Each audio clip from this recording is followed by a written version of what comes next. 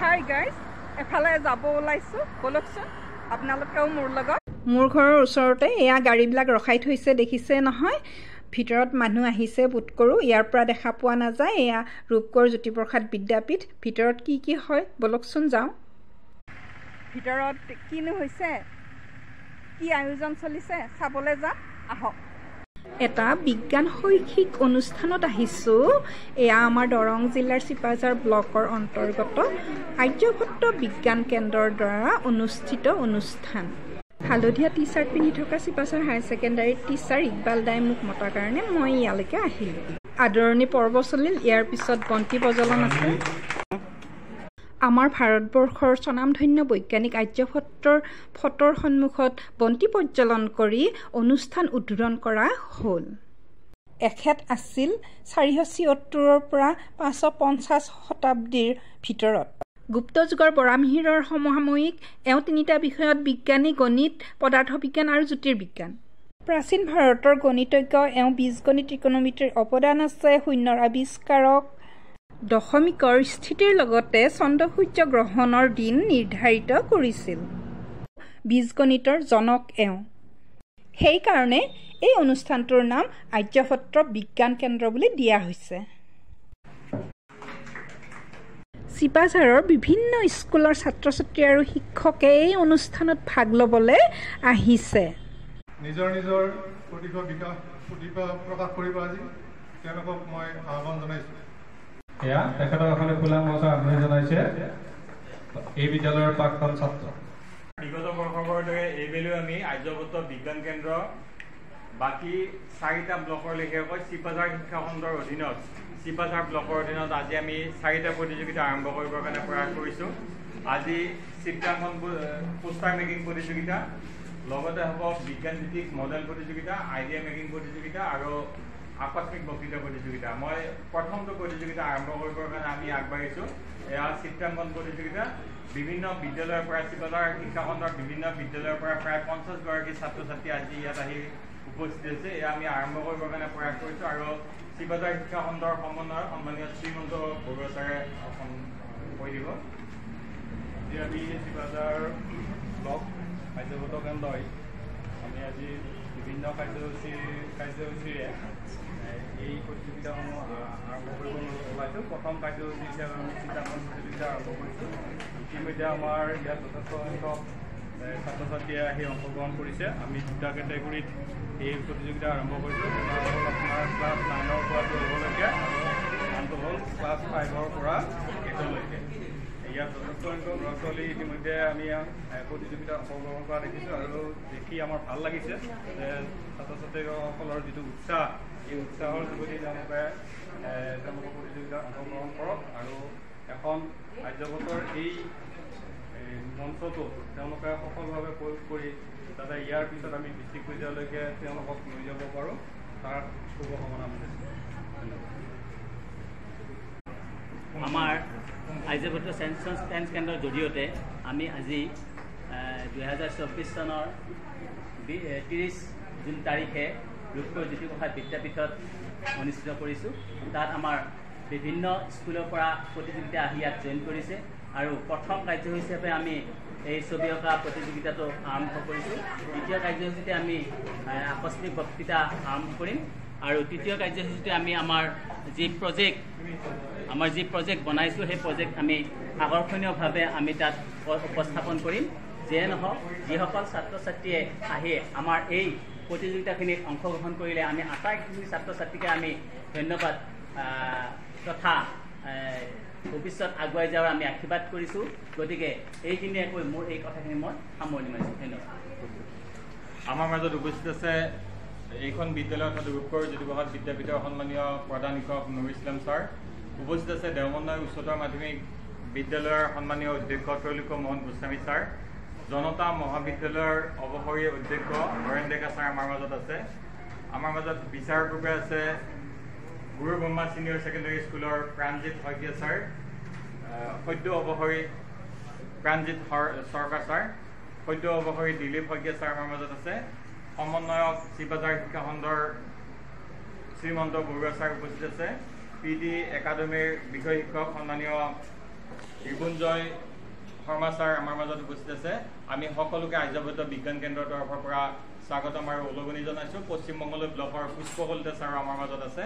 আমি তেখেতসকলক আৰ্যভট্ট বিজ্ঞান কেন্দ্ৰ চিপাঝাৰ মণ্ডলৰ তৰফৰ পৰা ধন্যবাদ আৰু কৃতজ্ঞতা জ্ঞাপন কৰিছোঁ আৰু বিশেষকৈ কৃতজ্ঞতা জ্ঞাপন কৰিছোঁ সমূহ ছাত্ৰ ছাত্ৰীকে। ইয়াৰ পিছতেই ছায়েন্স ইনোভেটিভ কম্পিটিশ্যন আৰু মডেল মেকিং প্ৰতিযোগিতা আৰম্ভ হ'ব। সকলো ছাত্ৰ ছাত্ৰীৰ উপস্থিতি তথা সহযোগিতা আমি কামনা কৰিছোঁ। ধন্যবাদ।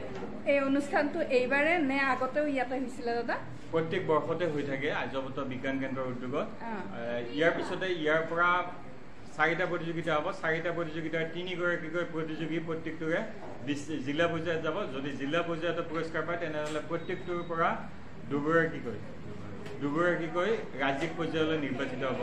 বিগত বৰ্ষত আমাৰ মঙলদৈ দৰং জিলাৰ পৰা ৰাজ্যিক ভিত্তিত পুৰস্কাৰ পাবলৈ সক্ষম হৈছিলে। আমি এই ক্ষেত্ৰত গৌৰৱান্বিত বোধ কৰিছোঁ। এই অনুষ্ঠানটো এনে আমাৰ ৰূপগড়ত যে হৈ থাকে, বেলেগ বেলেগ ঠাইতো হয় নেকি? মানে চাৰ্কল হৈ থাকে, বেলেগ চাৰ্কল হৈ থাকে। আমাৰ চাৰৰ চাইডে বিভিন্ন স্কুলত আমাৰ এই প্ৰতিযোগিতা প্ৰত্যেক বছৰে হয় আৰু তেখেতৰ নামতে আমি এই প্ৰতিযোগিতাখিনি আৰম্ভ কৰিছোঁ। ইয়াতে এই বছৰ হৈছে, আগতেও হৈছিলে নেকি? 2 বছৰ হৈ গৈছে ইয়াতে। আৰু আমাৰ এই বিদ্যালয়খনৰ পৰা প্ৰায় 8 বাৰ বিভিন্ন প্ৰতিযোগিতাত বঁটা পাবলৈ সক্ষম হৈছে। ধন্যবাদ। চিত্ৰাংকন প্ৰতিযোগিতা আৰম্ভ হ'ল।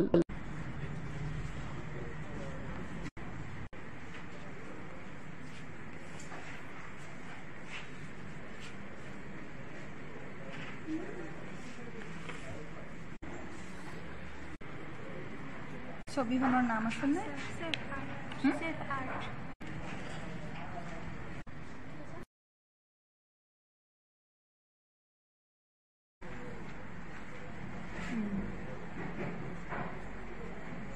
ভাল লাগিছে এইটো।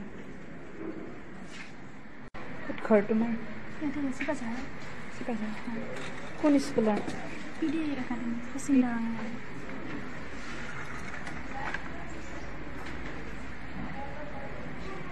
ক'ৰ পৰা আহিছে? পিডিৰ।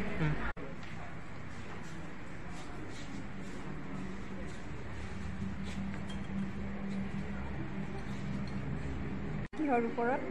মানে এইটো safe water safe light. Safe water safe light.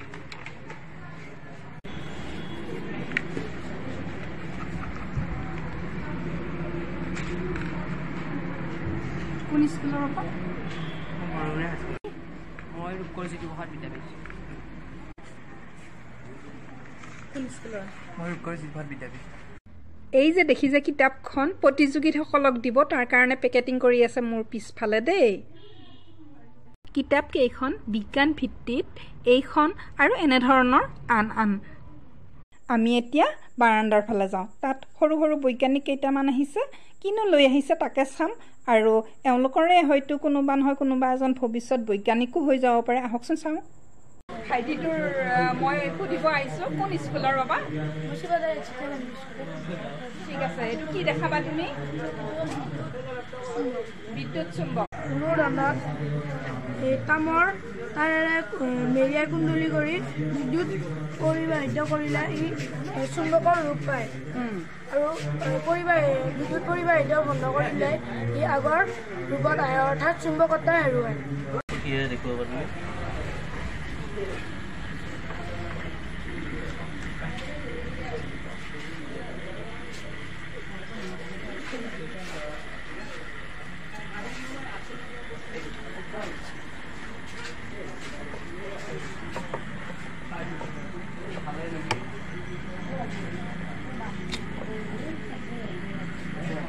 এই ভাইটিহঁতে কি কৰিছে আমি চাওঁ, কিবা দেখাব। যিহেতুকে ইয়াতে পানীৰ ব্যৱস্থা কৰিছে, মাছো আছে ভিতৰত। আহকচোন চাওঁ। গতিকে আমি অক্সিজেনৰ লেভেলটো হেৰি কৰি ৰাখিব পাৰোঁ মাছৰ, আৰু ইয়াৰ আমি গেছৰ প্ৰব্লেম নহয়। ইয়াতে কম ঠাইত বেছি মাছ কৰিব পৰা যায় আৰু 2 ঠাইৰ পৰা আমি ইয়াতে মাছ বেছি আনিব পাৰোঁ। মাছবিলাক ক'ত? এটা ডাঙৰ আছিল যে, ডাঙৰটো হ'লে তাত হৈ গৈছে, জঁপিয়াই গৈছে। বিচাৰি নাপালা? আৰু এখেতক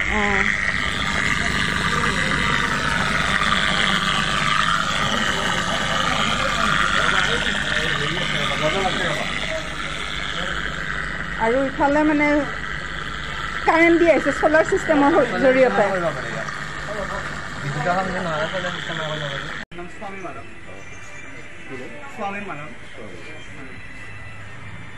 প্ৰতিযোগীসকলক নিৰীক্ষকে এনেধৰণে সোধপোছ কৰি আছে। মই তাকে চাই আছোঁ তেখেতেনো কি আনিছে কি কৰিছে চাওঁ আহকচোন। দ্য স্মাৰ্ট গাৰ্ডেন বুলি এনেধৰণে লিখি আনিছে। ইয়াতেনো কি কি আছে মই তেওঁৰ মুখৰ পৰাই জানি ল'ব বিচাৰোঁ। আহক একেলগে শুনো কি কয়। ৱালত দেখা চাৰ্টখনত আছে স্মাৰ্ট গাৰ্ডেনৰ পদ্ধতিটো আৰু কি কি গছ ৰুব লাগে। আমাৰ এই প্ৰকল্পটো হৈছে দ্য স্মাৰ্ট গাৰ্ডেন। আমাৰ এই প্ৰকল্পটোৰ মূল লক্ষ্য হৈছে বিজ্ঞান প্ৰযুক্তিৰ সহায়ত উদ্যান এখনক একত্ৰিত কৰি এখন দক্ষ উৎপাদনশীল বহনক্ষম কম খৰচী উদ্যানৰ সৃষ্টি কৰা, যি কম ঠাইতে আৰ্বান এৰিয়াৰ কাৰণে উপযোগী হৈ পৰিব। ইয়াত কি কি থাকে তুমি কৈ দিয়া, বুজাই দিয়া। ইয়াত আছে আমাৰ হাৰ্ভেষ্টিং প্ৰক্ৰিয়া এইটো, য'ত আমি হিউমেন ইউৰিন ইউজ কৰি এই দুই চাইডৰ হেৰিটো আমি বনাইছোঁ। তাৰপিছত ইয়াত আছে ইণ্ডলফিক এচিটিক এচিড, যিটো আমি ইউৰিনেৰে বনাইছোঁ, হিউমেন ইউৰিন। এইটো হয়, এইটোত আছে আপোনাৰ কিবা ইণ্ডলফিক এচিটিক এচিড, যিটো আমি হিউমেন ইউৰিনেৰে বনাইছোঁ। চ' এইটোত আছে কিটচেন গাৰ্ডেন, যোনটো আপোনাৰ প্ৰত্যেকখন ঘৰতে থাকিবলগীয়া গাৰ্ডেন। ইয়াত আছে আপোনাৰ গ্ৰীণ ষ্ট'ৰেজ গাৰ্ডেন, মানে ইয়াত আপোনাৰ যিবিলাক আমাৰ ৰেয়াৰ শস্য থাকিব, বীজ থাকিব, সেইটো যাতে কোনো কালে নহয় ক্ষতি, তাৰ কাৰণে ইয়াত আমাৰ সেইটো ষ্টক কৰা হ'ব। আৰু তাৰ কাৰণে বৰষুণ নপৰাকৈ ইয়াত ষ্টক কৰা হ'ব। ইয়াত আছে পণ্ড গাৰ্ডেন, ইয়াত আপোনাৰ যোনটো আমাৰ হিউমেন ইউৰিনটো বা যিখিনি আমি ৱাটাৰ ইউজ কৰিম ইয়াত থাকিব। ইয়াৰ পৰা আকৌ আমি পাইপেৰে কেওফালে সিঁচৰিত কৰি দিম পানীখিনি। আৰু এইটো কিহৰ কাৰণে? এইটো আপোনাৰ লাইটিং, ৰাতি আন্ধাৰত স্পষ্টভাৱে দেখিবলৈ, আৰু আৰ্দ্ৰতাটো যোনটো আমাৰ জলবায়ু আৰ্দ্ৰতাটো ইয়াত হেৰি হৈ থাকিব, নিয়ন্ত্ৰণ হৈ থাকিব। ইফালেও দিয়া থাকিব। বাৰু তুমি আনিছা মেচেণ্টৰী, পদিনা, জলকীয়া পুলি, খুব ধুনীয়া। এইটো কি ভাইটি? Water level indicator. ইয়াৰ সহায়ত কি কৰা হয়? ইয়াৰ সহায়ত মানুহে আজিকালি তাৰমানে পানী ক'লে যেতিয়া টেংকিৰ ওপৰত পানী উঠায়, তাৰপাছত যেতিয়া পানী ভৰ্তি হয়, তাৰপাছত পানী কলটোৰ ছুইচটো বন্ধ কৰিবলৈ পাহৰে, ফলত পানীখিনি অপচয় হয়। সেই অপচয়টো ৰোধ কৰিবৰ কাৰণে ব্যৱস্থাটো প্ৰস্তুত কৰা হৈছে। ইয়াতে কি কি আছে? ইয়াতে আমি 3টা লাইট আৰু এটা বাজাৰ সংযোগ কৰিছোঁ। যেতিয়া পানীখিনি 30% পূৰ্ণ হ'ব, তেতিয়া এটা সেউজীয়া লাইট জ্বলি উঠিব এইফালে। যেতিয়া 60% সম্পূৰ্ণ হ'ব, তেতিয়া এটা লাইট জ্বলি উঠিব। আৰু যেতিয়া একদম 100% কি কালাৰ হ'ব এইটো? মাজৰটো বগা। তাৰপাছত যেতিয়া 100% সম্পূৰ্ণ হ'ব, তেতিয়া এই ৰঙা লাইটটো জ্বলি উঠিব আৰু এই বাজাৰটো বাজি যাব। ছিগনেলটো সেইটোৱে নহয়? হয়।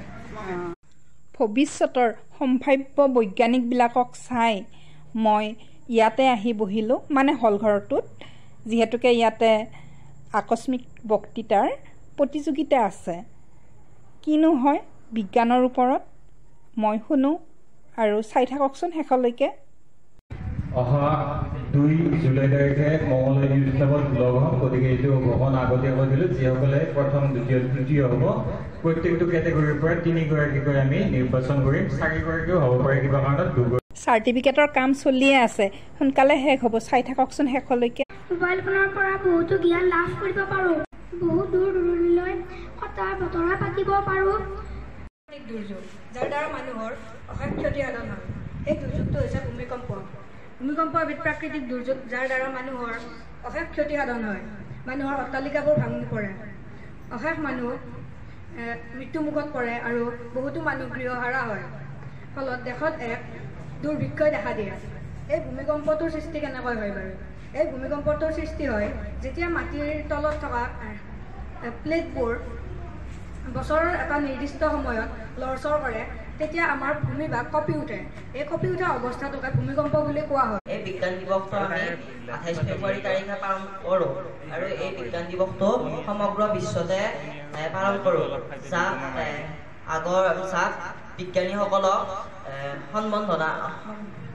বিজ্ঞানীসকলক সন্মান জনোৱা হয়।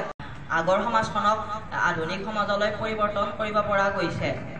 এই বিজ্ঞানৰ যোগেদি আমি ন সুবিধা পাব পাৰিছোঁ। সকলো বস্তুৰ শক্তিৰ মূল উৎসই হৈছে সূৰ্য। অবিহনে গছে কেতিয়াও খাদ্য প্ৰস্তুত কৰিব নোৱাৰে আৰু যেতিয়া গছে খাদ্য প্ৰস্তুত কৰে আৰু সেই খাদ্য আমি মানৱ জাতিয়ে গ্ৰহণ কৰোঁ। পোহৰ নহ'লে আমি কোনো বস্তুৱেই দেখিব নোৱাৰিম। তোমাক য'তেই থোৱা যায় তাতে সেই ৰূপ লোৱা, তুমি যি হয় তাতেই বৈ যোৱা। নমস্কাৰ।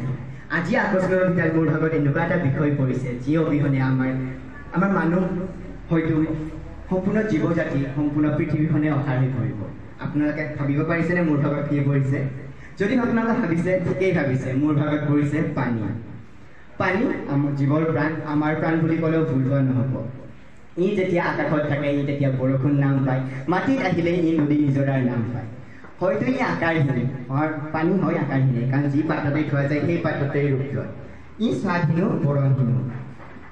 পানীত 3টা পৰ্যায়ত পোৱা যায়, কঠিন, জুলীয়া আৰু গেছীয়। গেছীয় হিচাপে ই বাষ্প হৈ থাকে, যাৰ দ্বাৰাই বৰষুণ হয়। ফুটা অৱস্থাত ই বৰফলৈ পৰিণত হয় আৰু জুলীয়া অৱস্থাত আমি সকলোৱে জানো ই পানী হৈয়ে থাকে। পানী সাধাৰণতে বিশুদ্ধ পানী আৰু আমাৰ দূষিত পানী। আমাৰ বিশুদ্ধ পানী খুবেই কম, বিশুদ্ধ পানীৰ ভিতৰত খোৱা পানীটো আৰু কম হৈ থাকে। কোৱা হয় মতে যে 17-20% পানীহে আমাৰ খোৱাৰ উপযোগী। ইয়াত বেছি অংশই আমাৰ হয় এণ্টাৰ্কটিকাৰ গোট মাৰি আছে, নহয় যি হিমালয় অঞ্চলৰ বৰফৰ বা মাউণ্টেইনৰ শৃংখত গোট মাৰি আছে। পানীক বৈজ্ঞানিকভাৱে সংকেতত H2O বুলি কোৱা হয়। ইয়াক হাইড্ৰক্সাইড মনোকাৰ্বন বুলিও আন এটা নামেৰে জনা যায়, যিটো বহুতেই বহুত গম নাপায়। পানী সাধাৰণতে এনেকুৱা এটি পদাৰ্থ যি অবিহনে এই পৃথিৱীখন সম্পূৰ্ণৰূপে মৰুভূমিলৈ পৰিণত হ'ব, যাক আমি কেতিয়াও সৃষ্টিও কৰিব নোৱাৰোঁ, ধ্বংসও কৰিব নোৱাৰোঁ। পানীৰ সহায়তে গছ গছনি বৃদ্ধি হৈছে, ডাঙৰ দীঘল হৈছে। পানীৰ সহায়তে গছে খাদ্য প্ৰস্তুত কৰিছে। সেই খাদ্য প্ৰস্তুত কৰা খাদ্যই আমি মানুহে খাইছোঁ। জীৱ জন্তু পানী খাই জীয়াই আছে, মানুহে পানী খাই জীয়াই আছে। আৰু মানুহৰ দেহতো পানী আছে, যিটো কেতিয়াবা ঘাম বা প্ৰচাৰ হিচাপে বাহিৰলৈ ওলায়।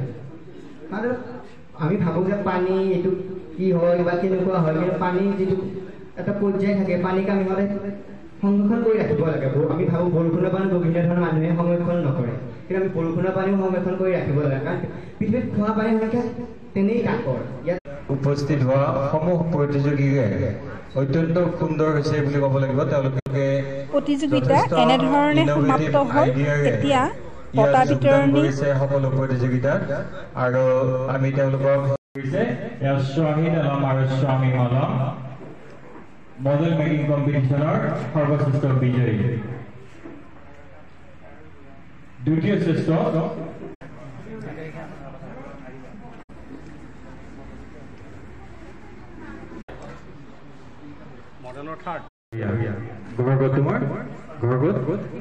বিদ্যাপীঠৰ ময়ূৰ কৃষ্ণ নাথ, পশ্চিম দৰং একাডেমীৰ জেফৰিন ইয়াছমিন, প্ৰশান্ত ডেকা ছাৰে বঁটা প্ৰদান কৰিছে।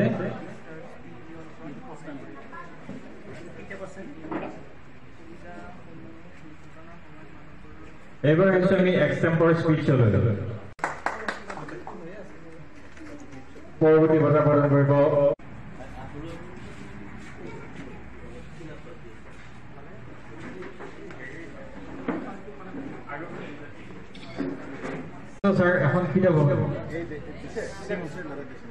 এই ধৰণে অনুষ্ঠান সমাপ্ত হ'ল। আপোনালোকে ভিডিঅ'টো যদি ভাল পালে লাইক কমেণ্ট শ্বেয়াৰ কৰি দিব, আৰু যদি নতুনকৈ আহিছে মোৰ চেনেলত ছাবস্ক্ৰাইব কৰিব অনুৰোধ কৰিলোঁ। Bye bye.